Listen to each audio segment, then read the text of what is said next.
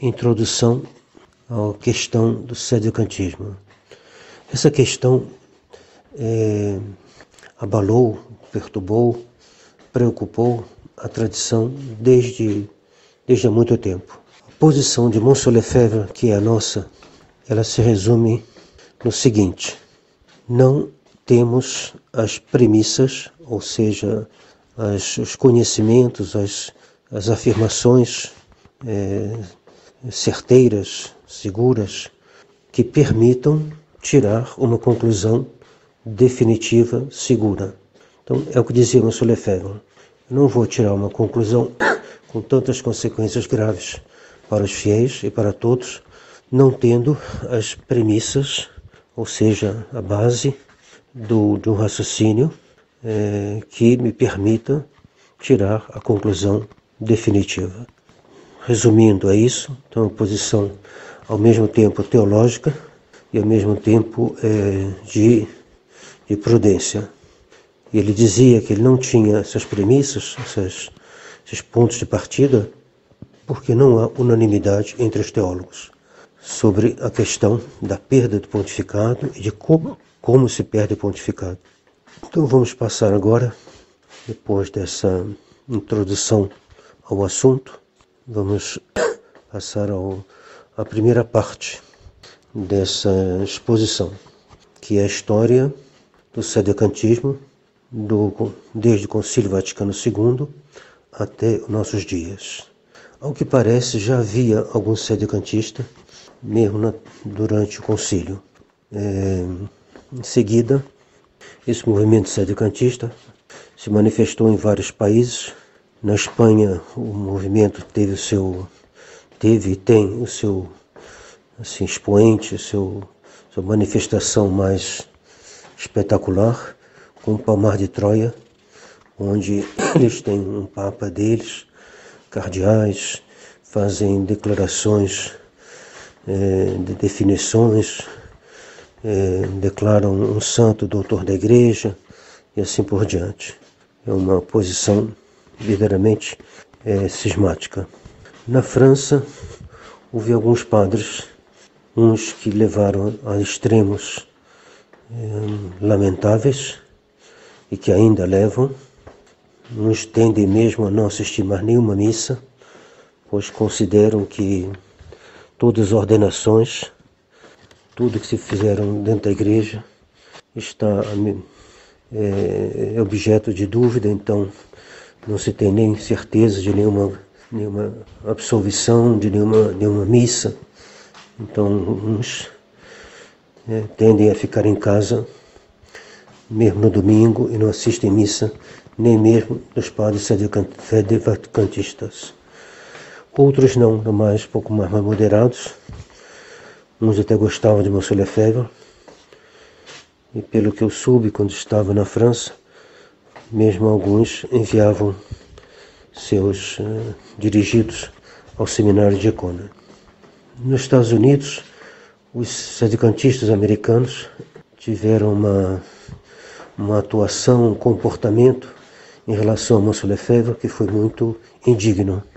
Quem pode contar isso bem é Monsignor Williamson, que foi chamado para auxiliar a reconstituição do seminário da Fraternidade, que tinha sido dizimado, mais que dizimado, tinha sido roubado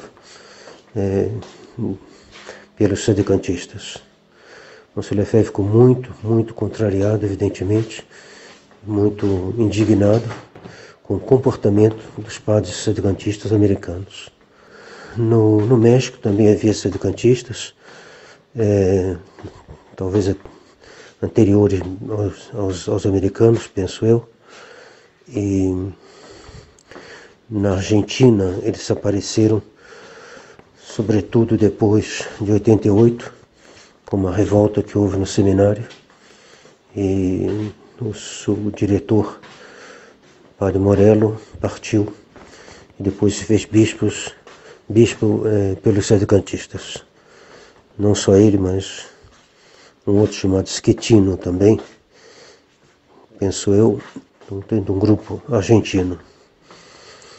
Devemos lembrar também o Monsenhor Tuc, que era do Vietnã e que está na origem de várias sagrações episcopais na Europa e penso nos Estados Unidos.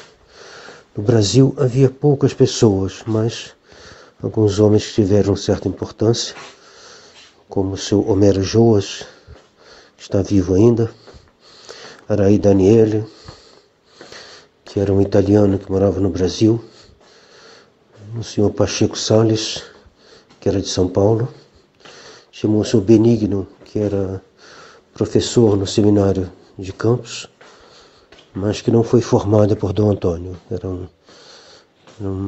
Ele era bastante sedicantista.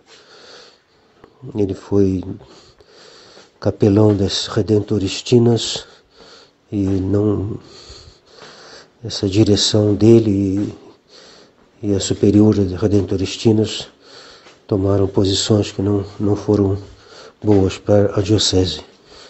Mas todo mundo que mora em Campos dos Antigos conheceram bem essa situação, que foi realmente lamentável para essa comunidade, por causa das visões e conclusões que tirava esta superiora. Eles acabaram parando mesmo de rezar o ofício, retirando as imagens, uma situação bem confusa. Não sei qual foi a parte de Monsenhor Benigno nisso, mas ele era o diretor e ele era um sedicantista um tanto extremo. Para terminar, digamos que o sedicantismo foi reforçado ultimamente pela aparição de Dom Rodrigo e Frei Pedro também. Dom Rodrigo não deixou uma muito boa impressão lá na França e teria sido melhor que nós não o tivéssemos ordenado. Temos que reconhecer essa falta e ele tem ajudado a espalhar no Brasil o sedicantismo, se aliando com o Monsenhor Dolan, que não foi um padre muito correto nem grato ao que ele recebeu de Dom Lefebvre, já que eles estiveram ligados a Dom Lefebvre e não corresponderam à confiança que Dom Lefebvre pôs neles. Ele e um outro grupo, Kelly e outros.